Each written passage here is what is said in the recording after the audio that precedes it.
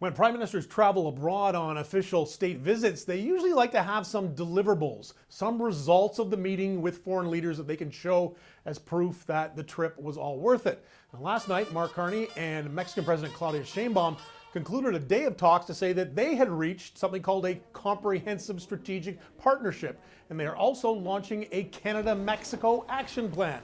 Now, what are these? Well, largely they are not legally binding. They are agreements to generally continue to work together in areas of mutual interest, building up infrastructure, things like ports, beefing up border security, in part to stop the flow of illegal drugs and migrants that really kind of enraged Donald Trump and initially compelled him to put in the so-called fentanyl tariffs.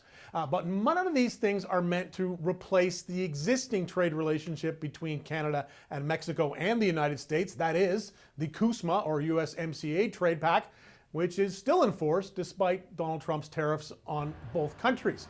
A key part of Carney and Sheinbaum's discussions was about the upcoming review of the CUSMA that is scheduled for next summer. But today, in Mexico, the minister responsible for Canada-U.S. trade announced that the government is starting a consultation process. It's a domestic process that our partners in Mexico and the United States are also undertaking.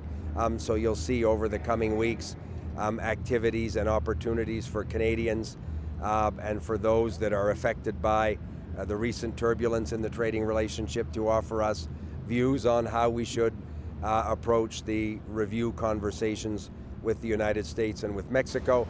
Now, this is clearly the overwhelming focus of both countries. Trade between Canada and Mexico is quite small compared to each country's trade with the United States, but it's in the interest of both to be seen as pursuing other non-U.S. trade partners. And the visit also helps the Carney government smooth over what might be some hurt feelings on the Mexican side caused when Ontario Premier Doug Ford suggested earlier this year that Canada form a two-way trade deal with the U.S. and kind of drop Mexico as a partner.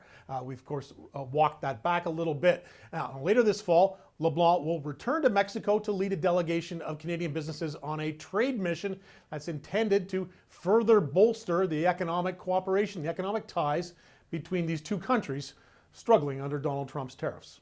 Glen McGregor, City News, Ottawa.